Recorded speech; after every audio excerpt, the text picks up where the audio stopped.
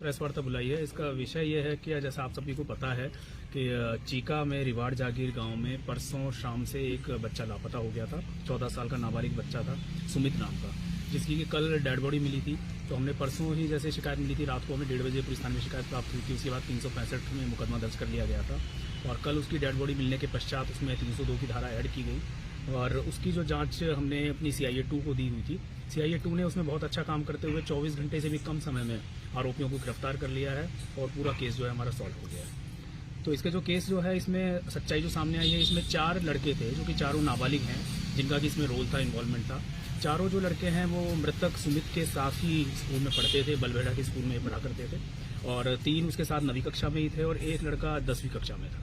तो ये चारों लड़के जो थे, इनकी रंजिश इसके साथ में ये थी कि जैसा स्कूल में विवाद हो जाता है आसपास में आपस में, और ये काफ़ी बार इसको गाली गलौज किया करता था। जो मृतक था उसके ऊपर इनका ये कहना है कि वो इनके साथ में गाली गलौज करता था और इनको थोड़ा परेशान किया करता था। तो इसी बात से परेशान होते हुए इन चारों लड़कों ने प्लानिंग करी और उसके बाद में 4 फरवरी की शाम को सुमित को अपने साथ में कबड्डी खेलने का नाम लेकर के उसको अपने साथ में लेके चले गए और फिर जंगल में ले जाने के पश्चात उनमें से 2 लड़के जो थे वो थोड़ा घबरा गए वहाँ पे जाने के बाद, जो कि प्लान उनका ये था कि हम इसको जान से ख़त्म कर देंगे।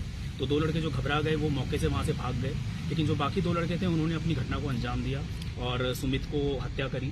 वहाँ पे उन्होंने जो एक लकड़ी थी, जो कि वहाँ पे कीकर की लकड़ी थी, जो कि काफ़ी पैनी थी, नुकीली थी, उसका उन्होंने इस्तेमाल किया और उसके चेहरे पर 2 चोट आई थी, जो कि काफ़ी गहरी चोट है, और उसके बाद में उसका गला घोंट करके उसको वहीं पे उन्होंने मार दिया।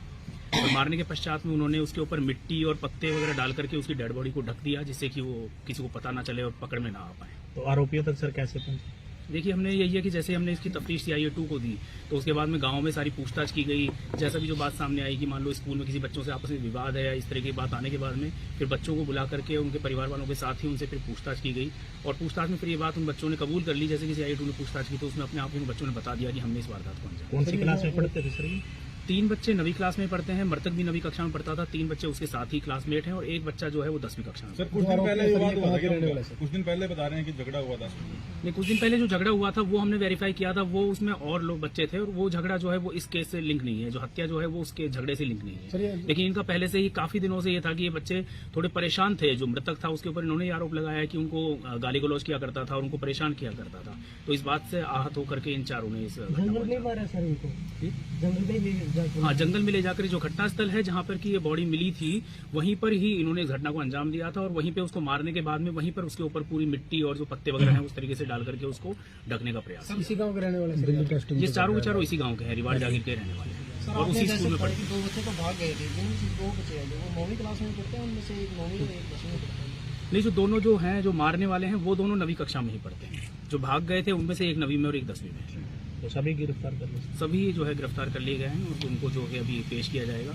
जब भी चारों नाबालिग हैं तो उनको जुवेनाइल जस्टिस एक्ट के अंदर जो भी कार्रवाई बनती है उस हिसाब से जुवेनाइल कोर्ट के सामने पेश किया जाएगा। सर जैसे आपने बताया कि उनको कबड्डी खेलने के बहाने इसको बुलाया था, तो क्या कोई जंगल में कोई कबड्डी वगैरह खेलने का मैदान वगैरह है या वैसे जंगल में देखी?